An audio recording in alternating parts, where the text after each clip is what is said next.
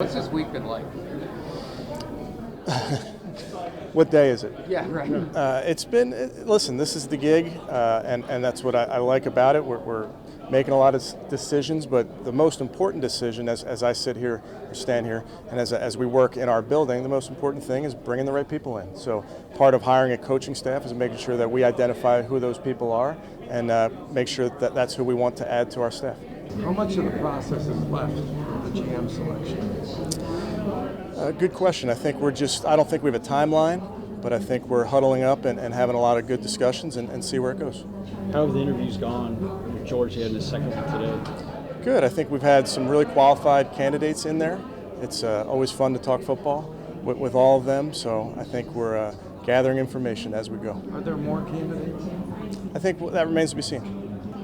I think we've brought in some really good candidates. I don't want to single anybody out. I just know that Dee and Jimmy have done their due diligence to make sure that we bring in some really qualified people, and again, get them in our building and talk to them and understand that shared vision that we all have has been. I think it's been a good process. Yeah, I think Coach Callahan. I'm excited to add him to the mix. He's a great teacher first and foremost, which is so important. He and I have a lot of mutual friends, so I understand the man, he understands me and what we're looking to do. So I think ultimately just having someone of his stature, a former head coach, was very important to me as we put our staff together. As it relates to everybody else, I think we'll put out a release once we have everybody. I think it's only fair to wait till we do that. But I mean, I can mention that Mike Prefer's staying, Doug Coleman is staying, Stump Mitchell is staying. So some really good coaches I think are going to be important to our success moving forward. Bill Callahan is a former head coach. Can he help you head off things that perhaps you might not be prepared for? Yes, whatever? And that's the idea behind bringing Coach Callahan here.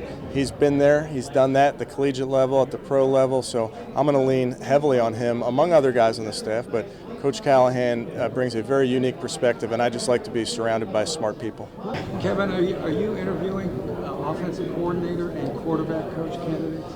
We are definitely working through all that. There's a ton of good candidates, and we're going to make sure we take our time. I know there's a rush to it, but we have to get somebody before September, but we got to make sure that we get the right people, so we're definitely going to take our time. Are you committed to hiring an offensive coordinator, or is that to be determined? I'm committed to adding the right people to our building, and that remains to be seen, but we're definitely looking at all avenues as we try to put a really good staff together. Can you kind of comment a little bit on Odell? Yeah, I'm looking forward to sitting down with Odell face-to-face. I haven't had a chance to do that yet. I'll get a chance to do that tomorrow. And at that point, that's when I can start laying out my expectations for Odell and for all of our players. What were your thoughts on him giving money to players?